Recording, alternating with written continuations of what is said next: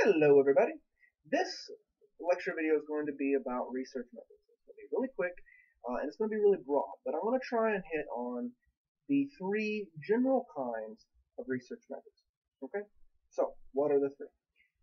Descriptive methods, correlational methods, and experimental methods. Now, we're going to talk about each one separately. First, descriptive methods. Descriptive methods are designed simply to do, as their name implies, and describe some natural phenomenon. For example, naturalistic observation is an example of a descriptive method. So what is naturalistic observation? Naturalistic observation is when you observe a naturally occurring event. Big surprise, right? So, an example of naturalistic observation would be what I used to do in grad school when I was much more of a creeper than I am today, and I would go to coffee houses and I would watch first dates. Oh, they were so much fun to watch. I know I'm a creeper. Yes, yes, I know. Anyway, um, so back in Lubbock, where I got my doctorate from Texas Tech University. Woohoo! Guns up. If you don't like Texas Tech, I'm joking. So I would watch first dates at the coffee house, and I would look at all the things the guys were doing, how the women were responding, what the women were doing, how the guys were responding. It's actually kind of fun because first dates are pretty standard, and pretty much the same things always happen. It's really fun to watch. Anyway, um, so I could describe, what guys are doing, what women are doing, how women appear to be responding to what guys are doing, how guys appear to be responding to what women are doing. But in all this description, I can't say that anything has caused anything. Now, I know that sounds weird because all the time we're watching things and then we're saying, well, this caused this. So we naturally want to try and infer a causal statement or make a causal inference when we really can't make that causal inference. That's why description. So, for example, let's say the guy says something and the girl laughs. Well, our natural inclination is to say, well, the guy said something funny. And that makes intuitive sense. And we may be very tempted to say, well, it's the joke that caused the laugh. Well, we can't say that. And here's why. It's entirely possible that that woman did not find that joke funny at all. In fact, it happens to me quite frequently. Now, because of that, then it's not the joke that made her laugh because she didn't find it funny. And even if she did find it funny, we couldn't say that definitively because we can't see inside her head. We can't see that, oh, yes, I think that's funny. You can't see that. You can only infer it from the laugh. But again, that laugh may be caused by something else. For example, it may not be, the woman might not consider it very polite to not laugh at her date's jokes. In which case, it's not that the joke was funny. In fact, it very well may not have been. But it's her belief that when a joke is attempted, one should laugh that actually made her laugh. Does that make sense? Again, I don't know why I'm asking you that when you can't answer me. I apologize. If it doesn't make sense, however, please send me an email and ask me a question or tell me why it doesn't make sense. So descriptive studies don't allow us, or descriptive methods don't allow us to infer what causes what we're observing. We can only describe what we're observing. So what I've just described to you is a case of naturalistic observation. But there are other kinds of descriptive methods. For example, case studies. One of the most popular kinds of case studies that I've talked to people about are case studies for serial killers. Although it may seem a little surprising considering that they've been in the media a lot lately with all these serial shootings, all these mass shootings. Serial killers are actually not that common. They're very infrequent, to be honest. And so we can't really do a legitimate study with them because there's not enough of them. So pretty much the only thing we can do with serial killers is descriptive studies. We can only describe what they're doing, describe what they've done, describe the experiences they've had early in life, describe the things they did while killing, describe the way they react to people. That's really all we can do. We can't say what caused their behavior because it doesn't happen enough. Now, by no means am I encouraging letting serial killers continue. Believe me, that's not what I'm saying. But what I'm saying is because it's an infrequent event, we can't figure out what causes it. We can only describe it. Now, case studies don't have to be over just one person. They're over unique events, and those events can be individuals or groups. So people do case studies over cults all the time. My favorite recording of a case study is recorded in the book The When Prophecy Fails by Leon Festinger. I encourage you, go look it up. That is a cool book. But again, it's a case study. We can't say why any of them did. We can't say why any of them did what they did. We can only describe what they did. And we can kind of guess or think about why they did it, but we can't really definitively say why they did it. And besides, that's not the purpose of descriptive methods anyway. The purpose is to describe. That's it. The second kind of method is correlational methods. Now, correlational methods are designed to find statistical relationships between two or more variables. Okay? So what is a variable? It's anything that varies. It is able to vary. Variable. Okay? Now, in order to do a correlational study, to use correlational methods, we have to measure a variable. Now, typically, one of the more common ways of measuring a variable is by using what's called a survey. I'm sure you've all taken these. I get bombarded with links for satisfaction surveys. Every time I buy something on Amazon, they want me to rank how much I liked what I bought. That's a survey. All right. So a survey is any questionnaire that'll ask you for your responses on a series of items. Oftentimes, they will use a unique kind of response item referred to as a Likert scale. Now, in certain you've seen Likert scales. They're typically a range of numbers, often from 1 to 5, or 1 to 7, or 1 to 9, or 1 to 10. And each end of that range of numbers means something differently. For example, 1 may be not at all, 7 may be extremely. So, for example, if I ask you, to what extent are you enjoying this video? On a scale from 1 to 7, 1 being not at all, please shut it up, and 7, whoo, give me more, then you could rate the extent to which you are enjoying this video. I'm sure that all of you want to rank it as a 2. But the point remains, that Likert scale will allow you, or allow me, to measure your evaluation of this video. Okay? Now, I could then do the same thing with some of the variables. So, for example, I could say, how much do you think you are learning from this video? And I could also ask you to answer the same question on the same. I could ask you to answer that question on the same scale, 1 to 7. 1, not at all. I would learn better by doing anything other than watching this video. For example, throwing a pin. Or 7, I'm learning perfectly, I want more. Okay? Now, I have just measured A, your liking for the video, and B, how effective you think the video is at teaching you with 2 different scales. So I have 2 numbers now. Now, I can then take the responses not only from you, but from tons of people to those same questions, and I can find a statistical correlation between those 2 numbers. So I could end up finding out whether or not there is a relationship between how much people liked the video and how much people learned from the video. Okay? Now, survey methods, again, are those methods that give you a series of questions and then ask you to respond to those questions. Likert scales, Likert, Likert scales are those ranges of numbers from 1 to 7 or 1 to 9 or whatever that are anchored in not at all and extremely or something very similar.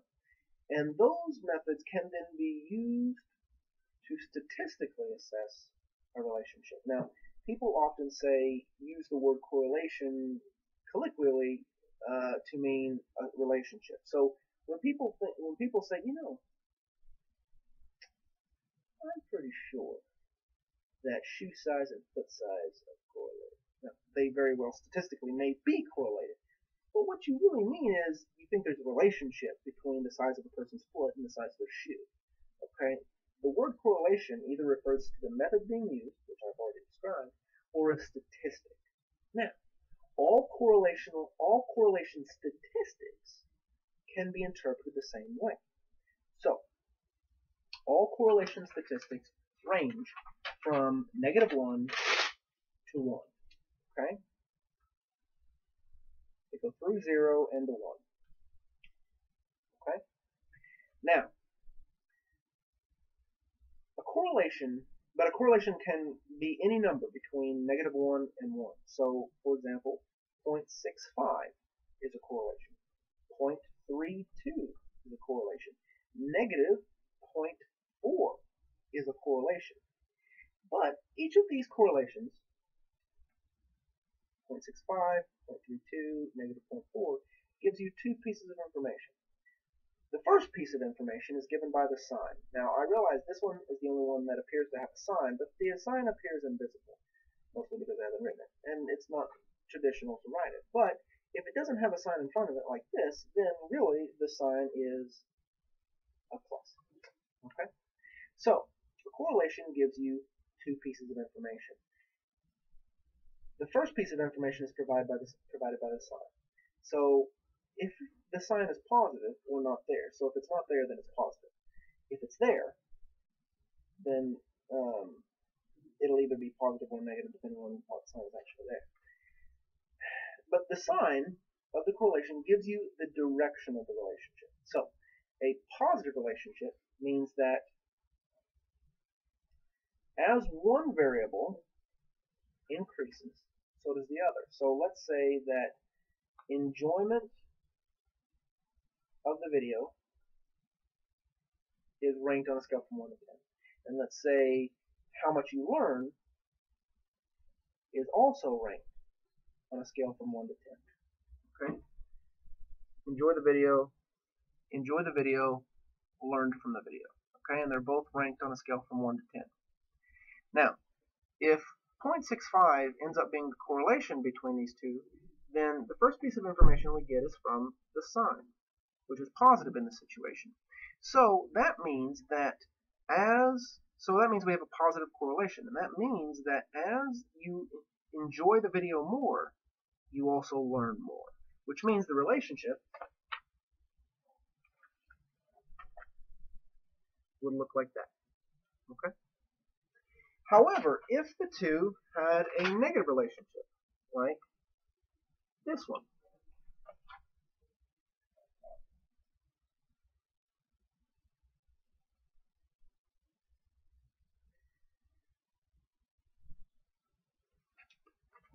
okay?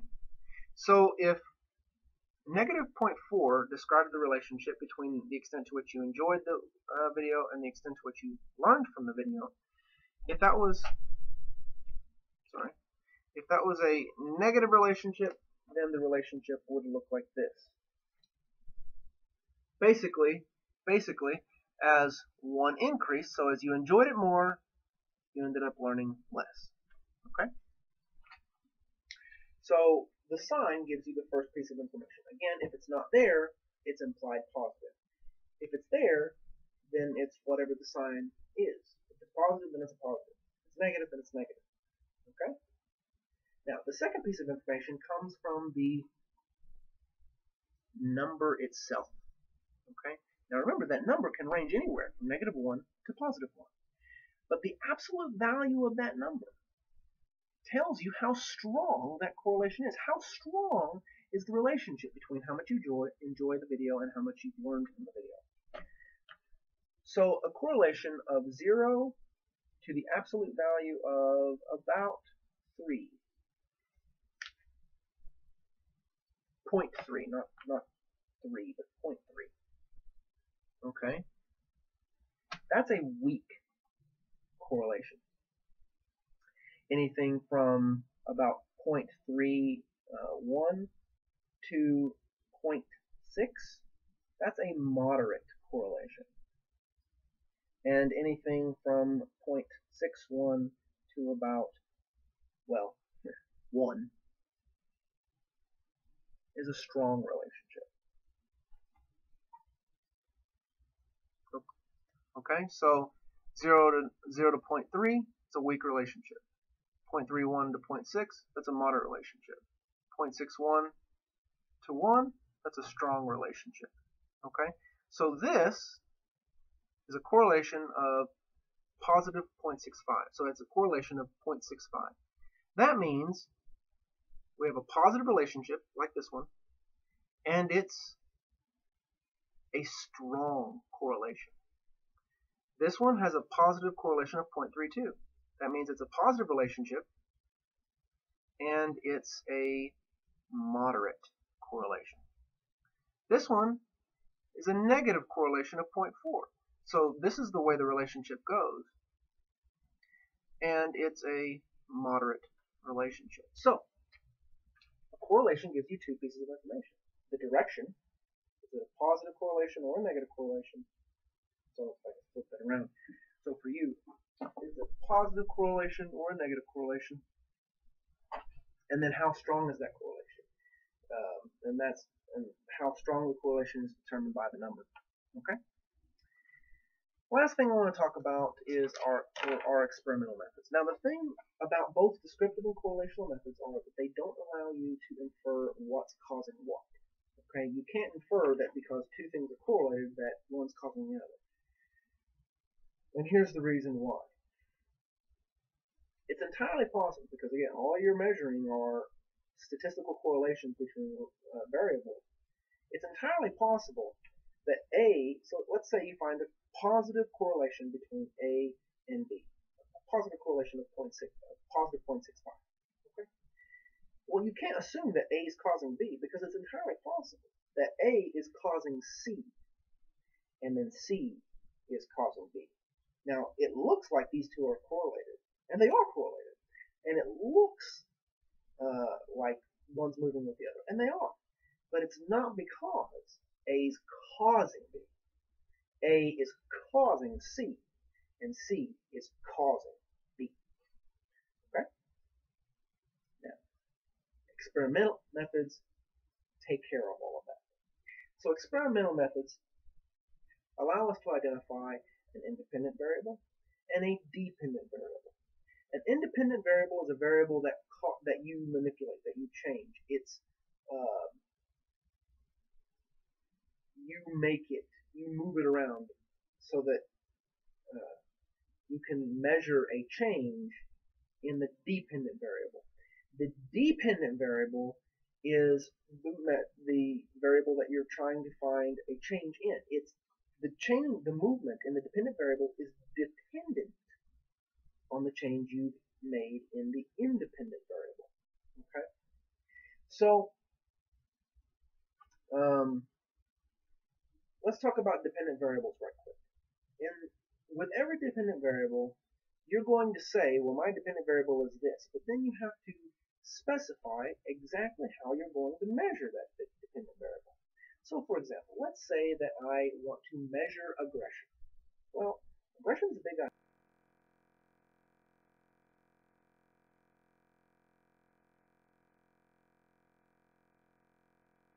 I'm going to measure aggression. And the way I'm going to measure aggression is my operational definition of aggression. For example, let's say, this is one of the most common ways to measure aggression. Let's say that I have had you play a game with somebody else, and you are each going to have the chance to make the other listen to a potentially obnoxiously loud noise. But then each of you are going to have the ability to retaliate with a less than tasty concoction. Okay? So, for example, so then you get your headphones on, and somebody plays you a really loud sound. Okay? Now, I'm going to give you an array of seven different types of hot sauce. Ranging from mild, the stuff that you buy at Walmart, to Blair's Megadeth hot sauce. It's a thing. Look it up. Don't cook with it because it basically becomes a weapon. So you have a range of 7 hot sauces, and you can put a tablespoon of whichever one you want in a glass of water, and then the other person has to drink it. Okay. Now, which hot sauce you use would then be my measure of aggression. That would be my operational definition of aggression. Now, why is that? Well, I would number, you wouldn't know this, but I would number each of those hot sauces from 1 to 7, ranging from not hot at all to Blair's Megadeth, which is the hottest of them all. Okay? So, 4, what would be a 4 would be one that's, probably survivable. I mean, it's halfway between the no spice hot sauce and Blair's Megadeth. Okay? So whichever one you choose for the other person to drink, that would be my measure of your aggression. So my operational definition of your aggression would be how intense of a hot sauce you require the other person to drink after they've made you listen to this obnoxiously loud sound. Okay, so the operational definition is your definition of how you will measure your dependent variable. And in this situation, this example, the dependent variable would be aggression. Okay? Now, the key thing about experimental studies is that they allow us to make causal statements. Now, how do they do that? Well, I'll try to tell you very quickly. I'm going to try and get this under 25 minutes.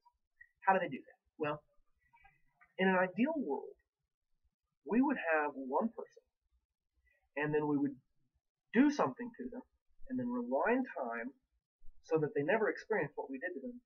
And then, so, let me rewind. Okay? So we would have a person, do something to them, and measure how they respond.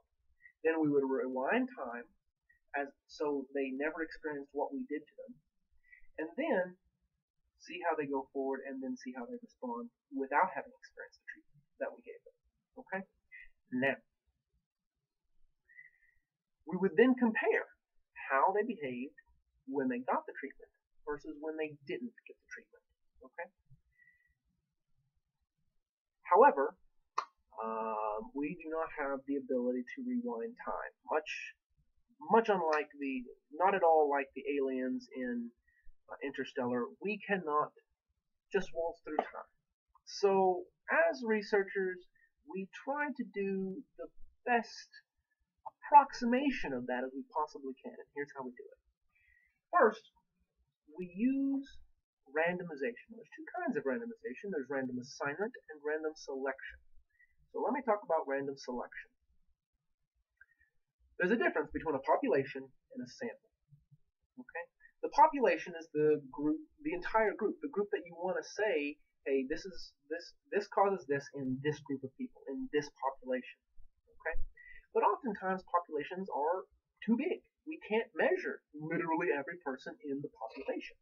So what we do instead is we collect a random sample by randomly selecting individuals from that population. So let's say that you wanted to say that our manipulation, that our independent variable causes a change in our dependent variable for all Native Americans. Okay? So let's say aggression's our DV, and let's say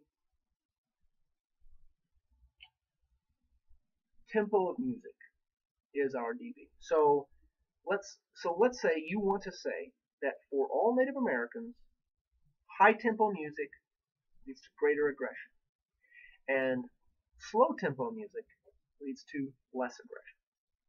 So we want to say that tempo causes changes in aggression.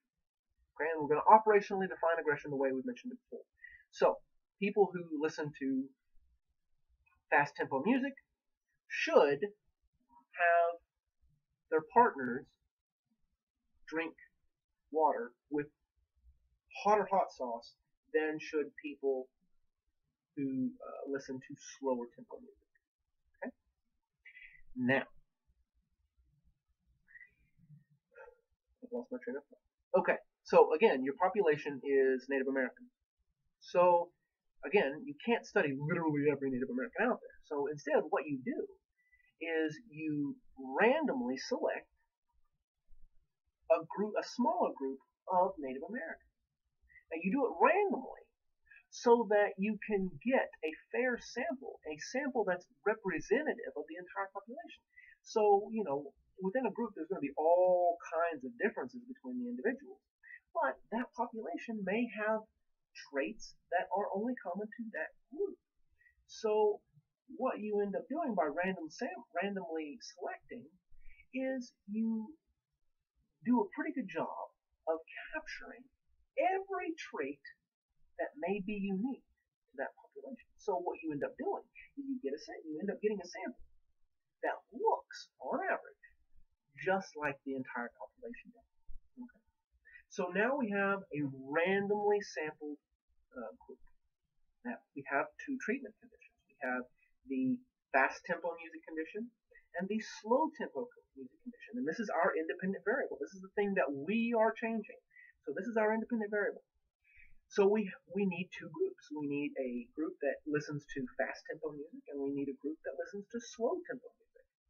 So we take our randomly selected group of Native Americans, because again, we want to generalize to all Native Americans, and we randomly assign them to one of the two groups. Now we randomly assign, again, because we don't want too much of one kind of trait in one group. We don't want to say, we want to make sure that it's not we want to make sure that it's not like the extroverts who are more aggressive, or we don't want to make all the aggressive people in one group. Can you imagine how our ability to say that it's the tempo of the music would be completely destroyed if we put all the aggressive people in our sample in the high tempo song, in high tempo condition? Because if we did that, we have no way of knowing of whether it's the music that they listen to, or whether it was just the fact that they were more aggressive that led them to behave more aggressively. So you want to take the aggressive people and you want to put an equal amount in both groups, so that a person can't say, well, they're just more aggressive. No, they're not, because we're looking at the ability, we're looking at the averages for the two groups. So we're basically artificially creating two clones, two groups of people that on average are identical. And then we give them two different experiences. One group gets the fast tempo music, the second group gets the slow tempo music. And then they both get the same DV. They both are made to listen to an obnoxiously loud sound, and then given the option of making their partner drink water with one of those 7 hot sauces in it. Okay?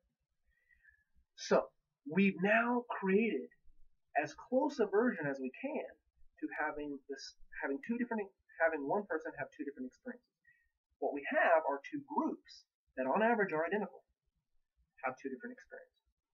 And then we can look at differences in aggression between the two groups.